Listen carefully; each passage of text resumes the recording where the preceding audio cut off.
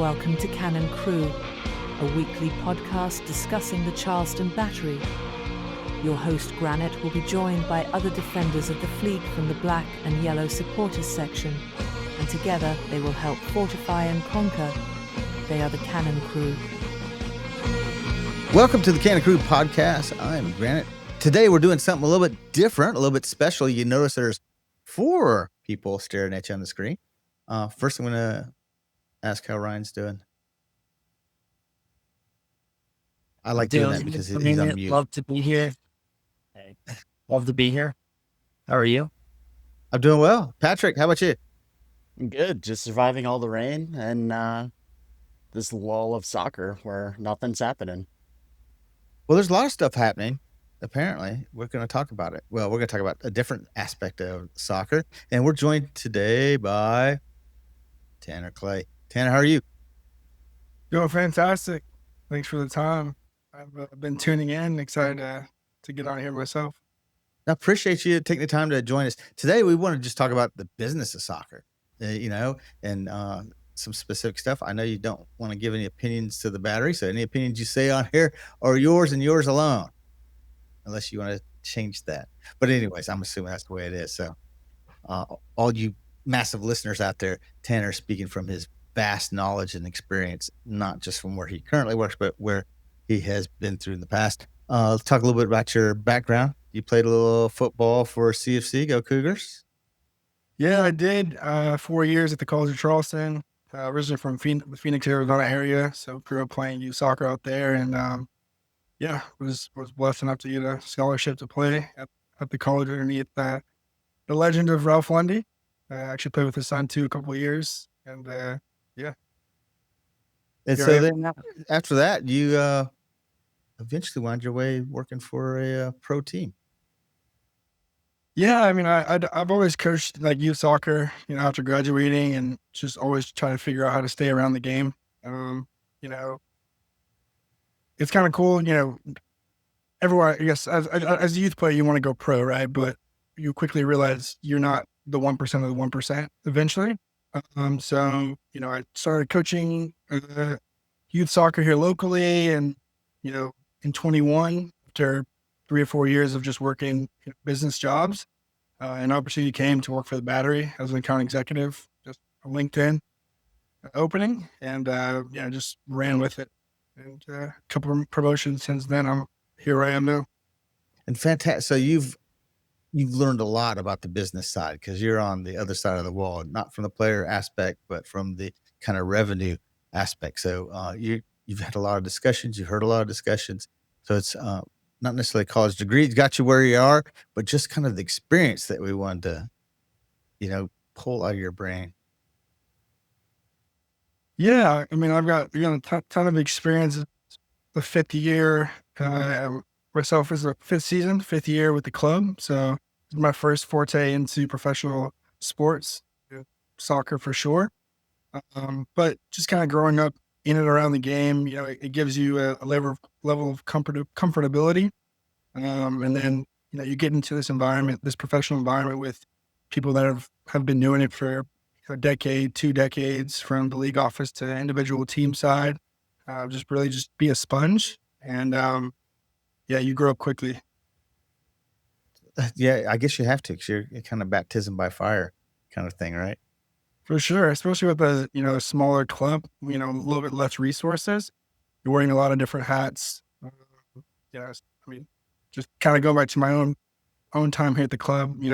Rob Salvatore, the executive chairman, owner, came into the club in 2020. I joined the club in 2021 as kind of the first account executive underneath kind of the new regime. And I remember one of the things that he said was, I really want you to be the face of the club. What does that really mean? For me, it was just anyone that was around soccer in Charleston and they heard the Battery, I wanted them to think of me as a resource for them, whether it be to get tickets, to meet a player, to get out into the community, to fundraise, to whatever it might be. I always wanted to make sure I was that point of contact, which in turn obviously helped me personally, but also the club and the community grow in the right way. So you are the face, and the last match, you were also the legs of the Battery, because somebody pointed out in our WhatsApp chat that said, Tanner, you're just all over the place, because you were in one parking lot, you were back inside the stadium, you were out somewhere else, all within. It was like you were just a ghost moving so quickly about. I think you were faster than probably some of our faster players on the pitch. But anyways, I thank you for all the help you've helped us with, and just being there, because you've made yourself that. You're the contact. When I think the Battery, the first image that comes to my mind is your smiling face and how much you've helped us all, not just as podcasters, but also as avid fans and supporters. So let's turn off and let's go to what we're here for, and just kind of start with the big picture, maybe. Maybe discuss a little bit the financial structure of like lower division clubs, USL 1. Yeah, I mean, I can really only speak from the experiences that I've had, but it's actually a good time because like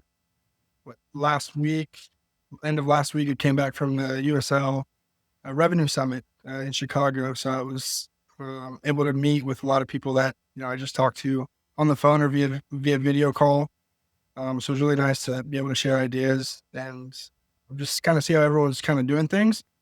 And kind of back to your question, the financial side of a second division professional club, just within our kind of USL Championship, USL League One ecosystem, there's a big range of the size of the staff, the budget you're working with, the ambitions of the ownership group. There's teams that have it's their first year, and there's other teams that are 20, 30 years into it, kind of like us, but you're really having to scratch and claw for every fan, for every sponsorship dollar, for every player you sign. Because again, we're not the creme de la creme, right? It's not MLS, but it's a very competitive league, and it's starting to really be known around the country, and definitely around the continent and the region. But I guess kind of going back to your original question, we have maybe 16, 17 full-time employees in the Charleston Battery front office. And that's from marketing to sales to operations to, media, everything you can imagine. So, I guess if you probably compare that to a Charlotte FC or Atlanta United, they might have 70 people just in the sales department. So, we're really, really small, but we definitely punch above our weight when it comes to kind of, per person profit, I guess you would say, or kind of what you turn out for each individual.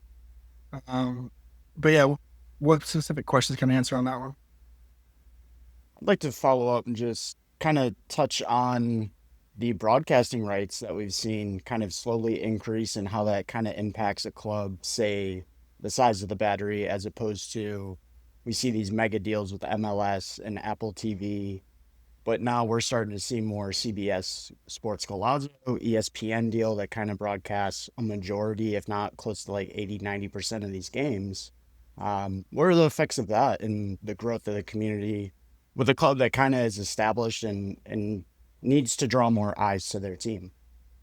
No, that's a great question. I think, the most important and the biggest impact that those league-wide broadcast deals have on the local teams themselves are, at the end of the day, it provides those teams an opportunity to go out and market to the local, regional, and sometimes national companies that are in their backyards, and be able to leverage those sponsorship TV rights deals into those sponsorship partnership agreements.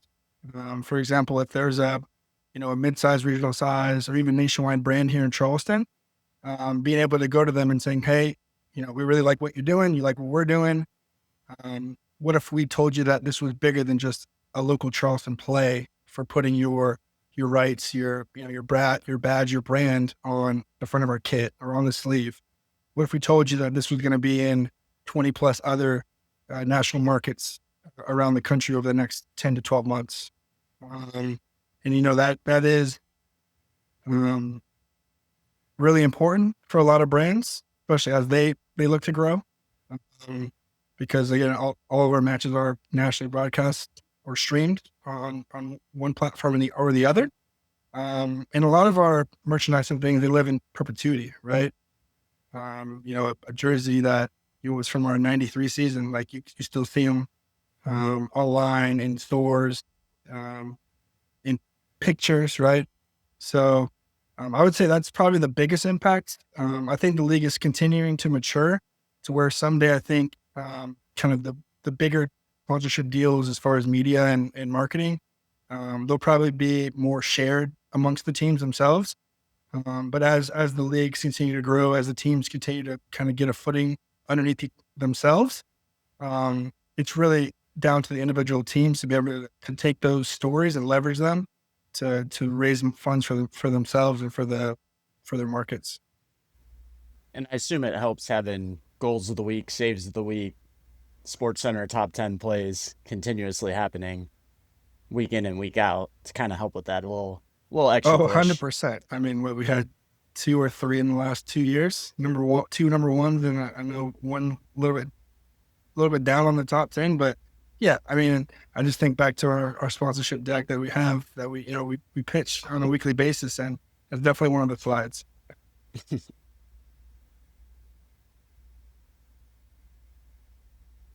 I think a lot of times people forget that, just the name on the front of the shirt, this is all about, it's a business, right? It's our home team. This is the team we love to go watch. Want everyone to be successful. But at the end of the day, it's a business. And if the business isn't, going well, then it kind of puts a hamper on what players you can procure, all that stuff, all the nice amenities we enjoy at the stadiums, stuff like that. So when you're looking at like the business model of like MLS versus the USL, is there much of a difference that you know of?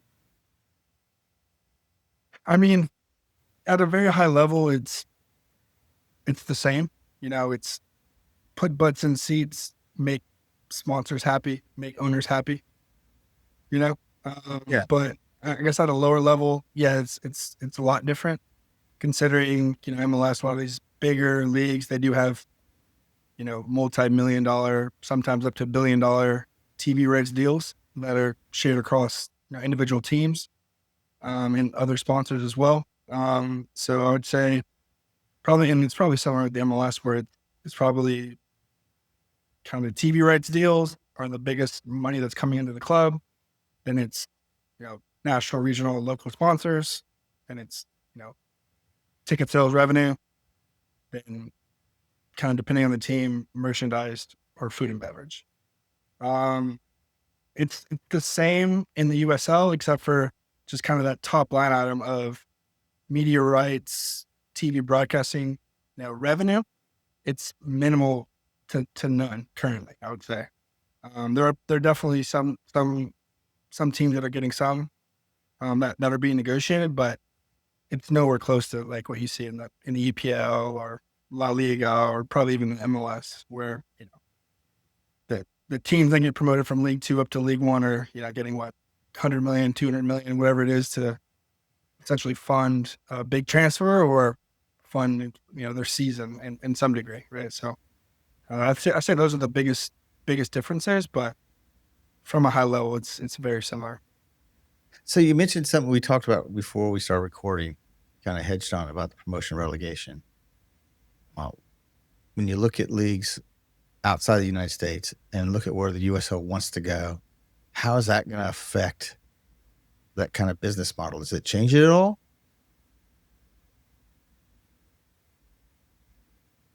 I mean, I think that's what's currently being negotiated, being talked about in presidents' roundtables, league meeting and whatnot.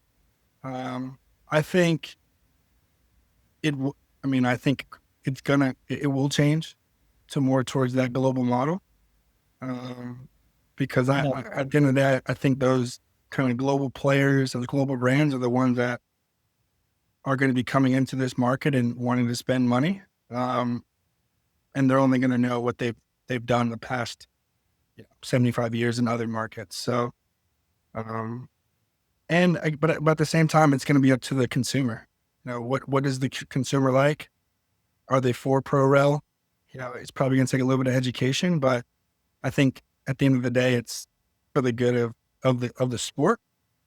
It'll be more competitive from game 1 to game 34, or however many games are in the season. And every game's going to matter, whether it's spring or fall. So I think that's, what we all get excited about when we watch the EPL, we watch Welcome to Wrexham, we watch, all these types of series is the end of the season, who's fighting for what, whether it's promotion, relegation, trophies, for fans, the emotions, it's an emotional sport. That is sports, right? Emotions. So more emotions will definitely be felt, I think, over this, the next 18 to 24 months, maybe even more than the last 5 to 6 years. Now, Tanner, as you mentioned with the promotion and the pro route, now you have the end of the season, teams going for trophies, going for promotion, going for relegation. In England, you have a game called the Riches Game, where, that team is either in 3rd place or 6th place in the championship. And if they get promoted and win that playoff game, they were to get, somewhere in the neighborhood of $500 million with TV right deals and the promotion and stuff. Would you see that if we have promotion relegation over here in the US, to where you would have the team going from championship to Division 1, we would create our own Richest Game in the US, for instance? There'd have to be a game. I don't know what it would be called, or if it would be that lucrative from year 1 to year 2 to year 3, year 4. I'm not sure how long it'll take for, the actual revenue to be built into that game. But with pro rel, that game has to happen.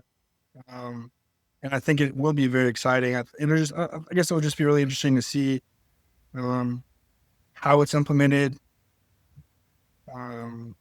What teams qualify to be able to get into that specific game.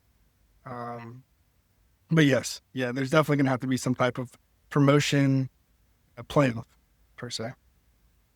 And do you think the money would follow suit with it? Like, there would be the incentive of, like, this kind of goes in with the financial structure. Like, do you think that there would be an incentive provided for the teams to get promoted, and then it's essentially a fine for those teams who were to be relegated? I definitely think there definitely will be promotion money involved. I think that the league, I'm not convinced the league is in a place to be fining teams that get relegated. But maybe someday. But yeah, that's what I'd say on that. Yeah. I am curious if you think this will definitely play a part in player retention, because we see it more so overseas in other countries.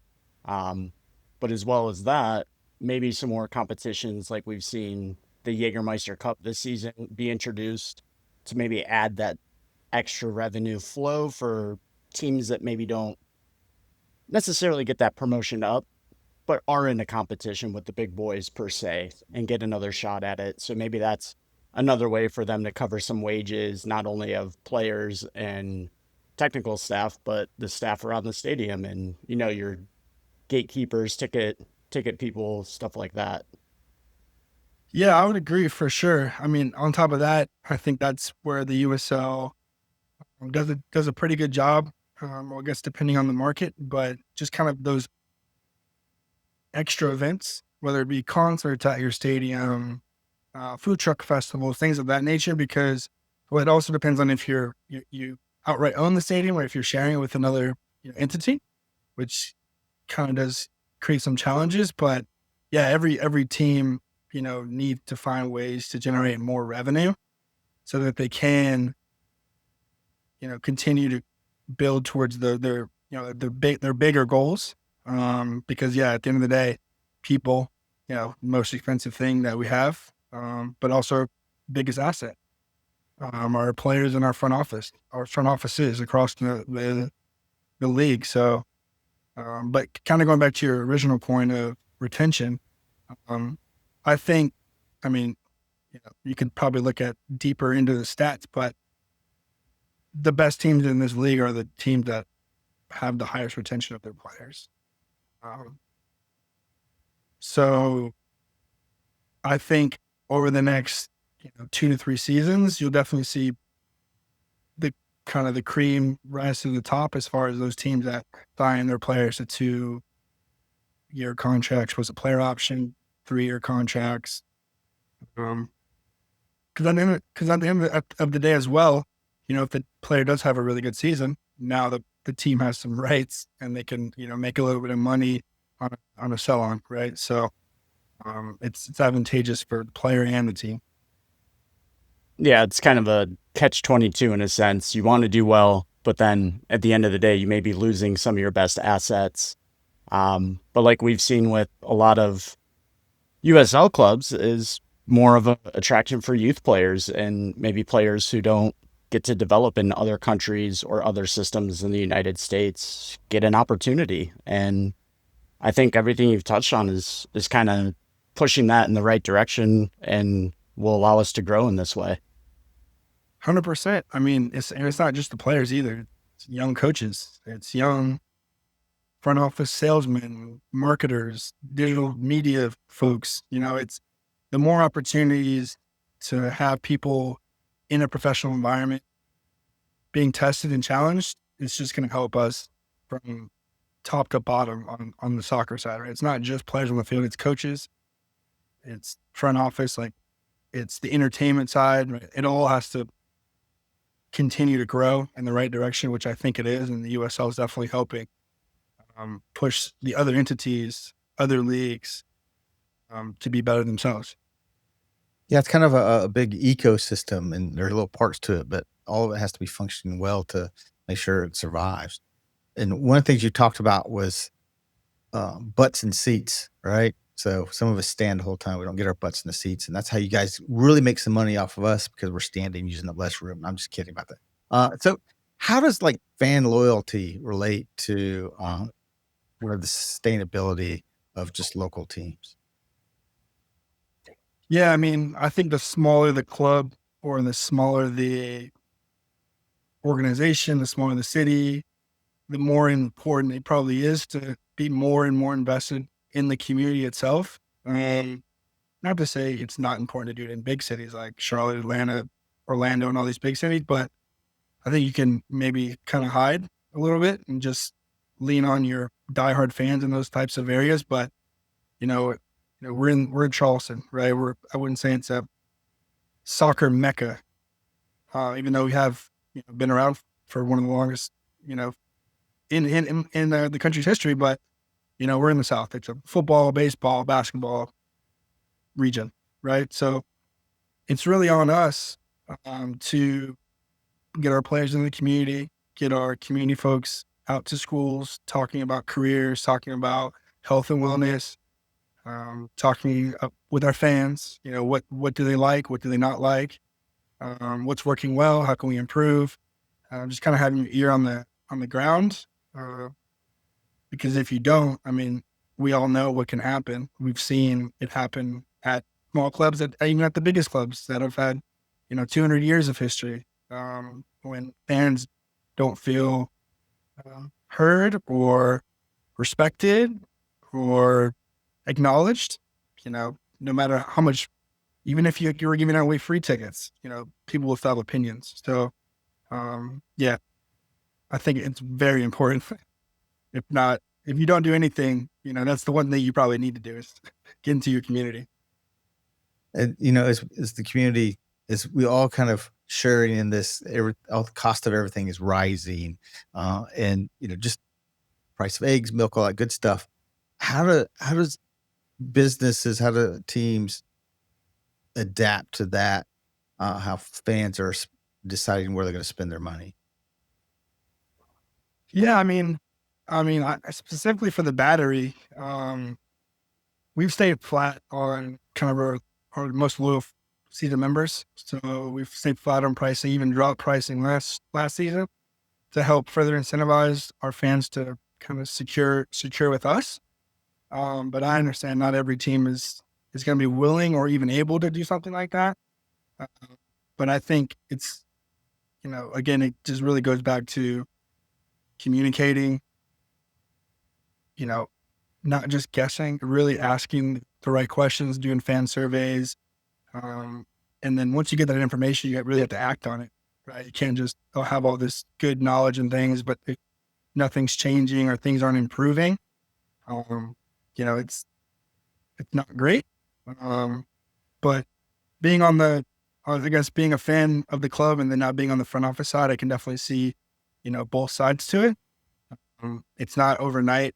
Change is not overnight. It definitely is a lot quicker at a smaller club to get things changed. But it's just communicating through the process with the fans so that they understand kind of where you are, and where you want to go. Just so everyone can just be in lockstep.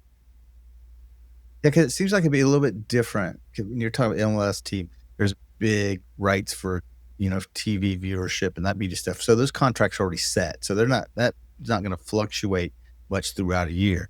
Where it seems like a lot of the revenue being derived from smaller clubs is getting the fans in there. Is it other sales of merch and all other stuff. And so when that dwindles a little bit, it has a bigger percentage hit on the team than say like an MLS team. Is that fair? 100%. 100%. Especially because, it is, we do have a large percentage of first-time buyers, first-time fans to our games. Every single match, there's so many first-time fans. So, what experience are you putting on? We would like to think that every person that walks in, we've wowed them to where they're like, oh, I absolutely need to come back, or I need to tell someone else to come back to replace me, right? Because realistically, we can, if we can get, a lot of people to come back to one, if not two games, we're sold out for the entire season.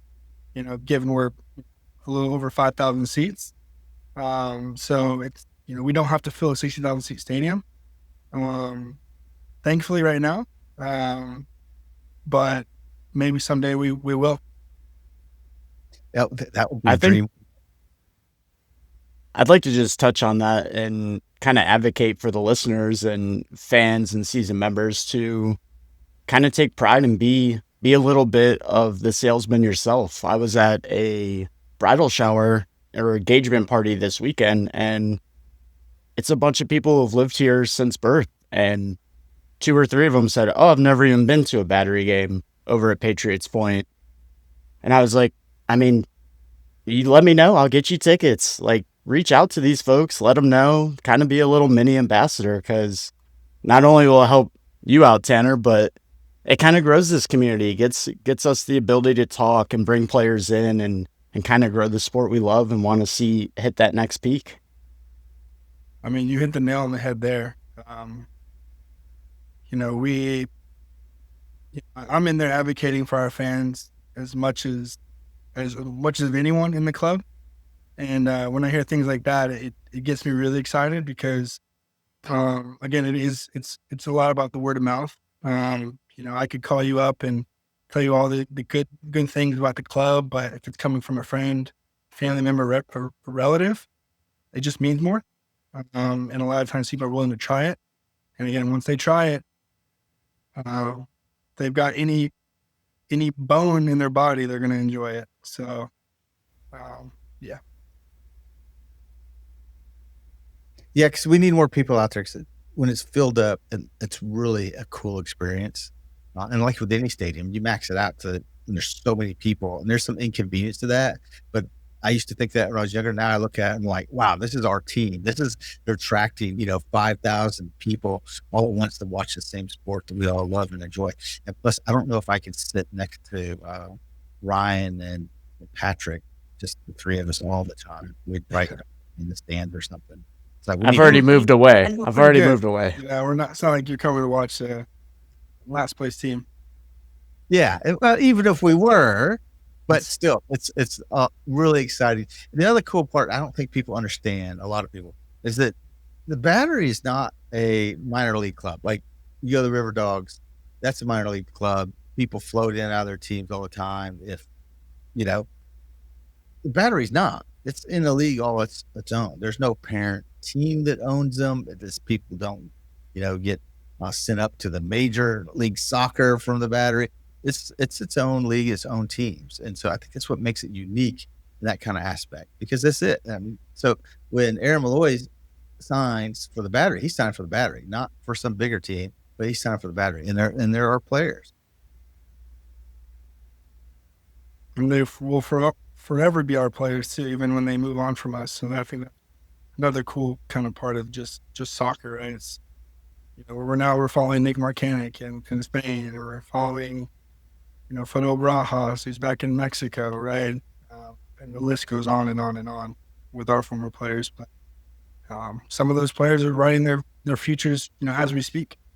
Where are they going to be come January? Where are they going to be come June of next year? So some good problems for Ben to have. Yeah, very, very, very good problems. Matter of fact, I might want to, going to be in Spain at some point next year. I might want to stop by and watch Nick play over there. And maybe we get some other players that kind of feed over there. It'd be a lot of fun. So, what do you see as the future and the business model? Is it changing? We talked a little bit about promotion relegation. As Battery becomes bigger, does the business model adjust to that? Yeah, I mean, I think at the end of the day, the league and its individual teams are really focused on the infrastructures of the teams. Making sure the team, the players, the coaches, staff are in a good position. Have young players, a good mix of young and old, and are ready to win now. Infrastructure as far as the front office, right? Is it aligned? Do you have the right people sitting on the right seats on the bus so that you can execute on infrastructure side regarding stadiums, right? I think that's probably the biggest thing on the docket for a lot of these teams right now is, are we playing in a big enough stadium? Is it in the right part of town? Are we attracting the right type of fan that we want? What does a new stadium look like? Is it realistic? Do we need to bring in new revenue or new investment? Is it a combination? Do we work with private? Do we work with public? So, there's a lot of teams that are ahead of the curve there. Some that are trying to figure it out. Some that are way behind the 8 ball, or I guess it depends on what their goals are. But it's a really interesting time just on those kind of the infrastructure point, with the World Cup less than 300 days away, Pro Rail another 300 plus that. So it'll be interesting to see how it all shakes out over the next 18 months. Tanner, I'm kind of curious because you're originally a West Coast guy, so you kind of grew up in that ecosystem and you're familiar with kind of the fandom out there. Now you've been over on the East Coast. Just from a business perspective in your life, is there communication between clubs, East and West, of different styles that maybe they're trying to implement to not only grow the sport, but just kind of learn how to get more of that revenue, more of that kind of outreach to the community? Or do you see it more of a specifics to the regions that clubs are in, say West Coast, East Coast, Central? I mean, that's a really good question. I'd say like living on the West Coast for a lot of my life, I grew up playing with kids of all walks of life, rich kids, Hispanic kids, a mix. And I felt like maybe it was more soccer focused in that region, or soccer educated, maybe should I say. But it's tough because I was there from kindergarten through 17. I only knew what I knew. And then kind of being over here as an adult, I think it's just been a little bit different. I think a lot of the times they're leaning more on entertainment and stars and, I guess a lot of the things that are maybe even outside of the game to help drive eyeballs and viewership. Not to say that that's not happening on the West Coast too, but, I just look at like Inter Miami with Messi and, all the big time players that are coming into a lot of these regions that are really just blowing them up, helping drive eyeballs or butts and seats. But yeah, it's a really good question. I'd probably need a little bit more time to reflect on it, but I guess the short answer is probably it depends on the region, depends on the team, because again, there's some teams that are just so new, and there's some teams that are just so old in United States soccer perspective. But it's interesting. I just think it depends on the demographic. I think a lot of the times with the team and like who lives around them and how they're communicating to them.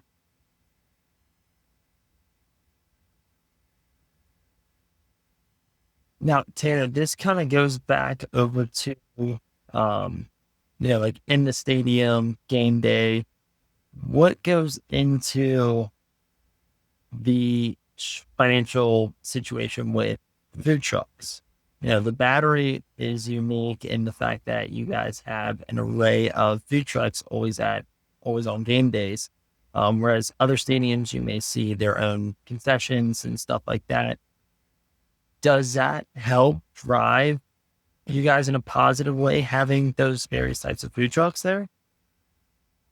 Yeah, I think it's a little bit of a double-edged sword. I think it, definitely frees us up a lot to not have to worry and order food and manage the inventory and the extra individuals you have to hire and train and develop to make sure it's, all on point. Whereas, we hire out food trucks and restaurants to come in and serve food on our behalf.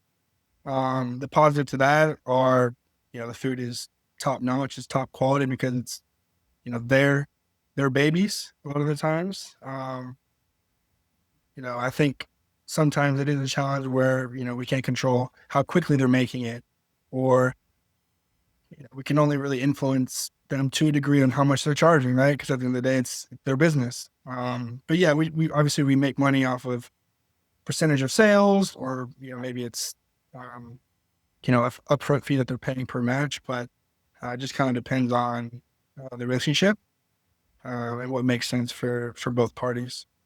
But at a high level, I think it's worked out really well over our last 4 seasons. I think our fans they tell us what's working, what's not, what's good, what's not, what's long lines, what's not long lines, what they want to see. But yeah, big kudos to our operations staff who have to work with those 10 to 12 food trucks every other week to try to make sure that they're on time and they're, got all the things that they need. Because heaven forbid we're without 1 or 2 food trucks, and then every other line is super long, and at the end of the day, it reflects all on us, right? Because it's our stadium, our brand. But yeah, there are a lot of outside entities that we work with that really have to be in line with us, because at the end of the day, it's our brand. So now, being there for a few years, is there a certain food truck that comes to your mind? It's like, this is Charleston Battery game day when they're here.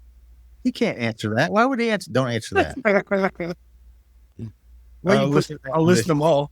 Yeah. Well, There you go.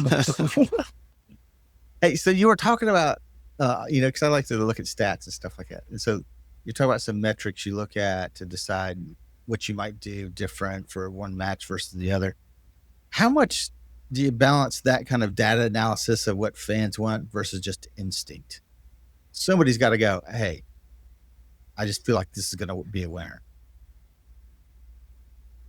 Specific for food trucks or overall, just in fan engagement, community engagement, that kind of stuff? Or just kind of sometimes you just do hit and miss, just.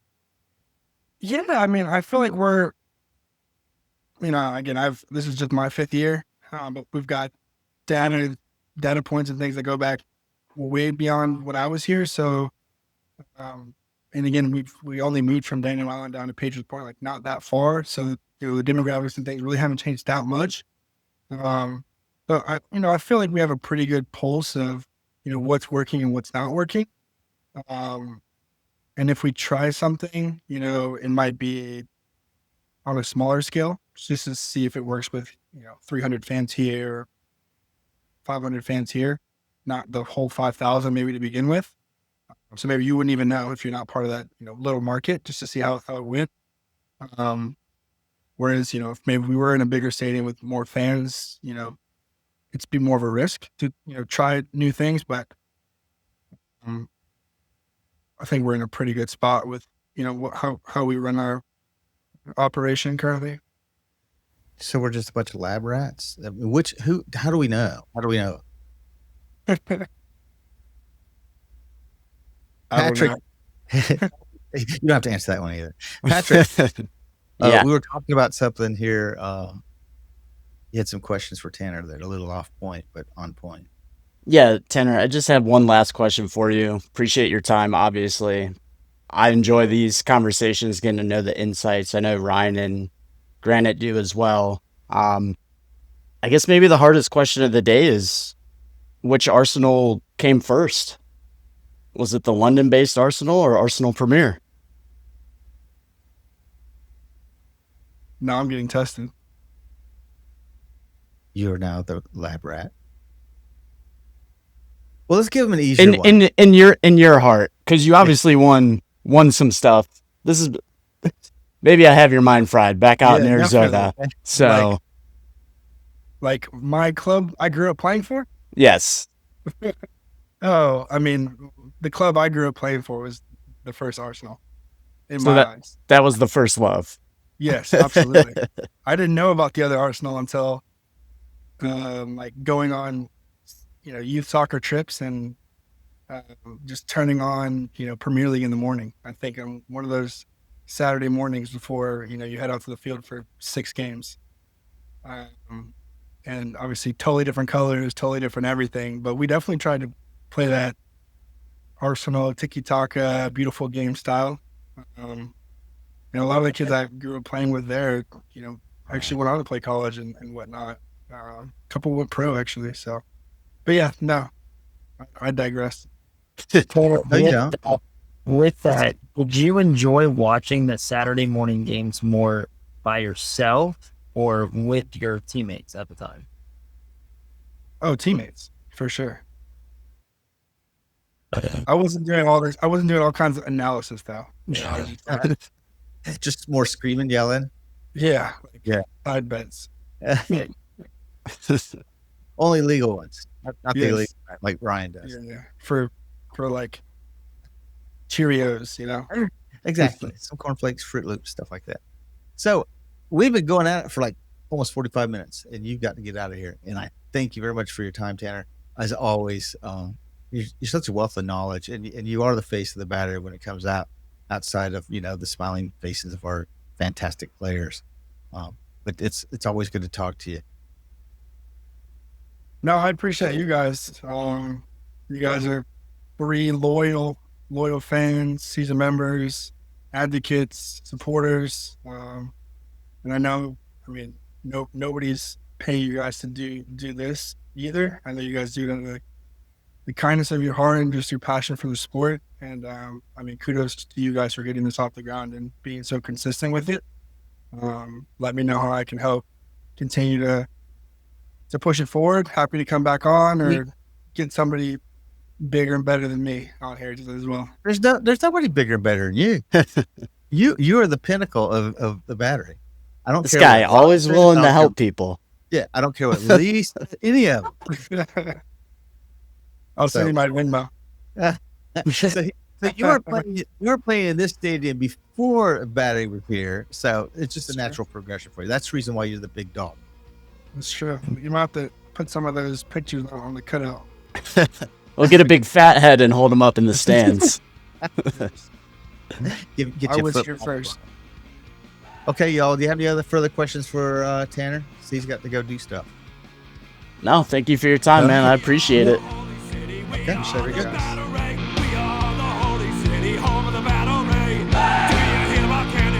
Can you feel the thunder? We the fleet of Charleston, come to put you under.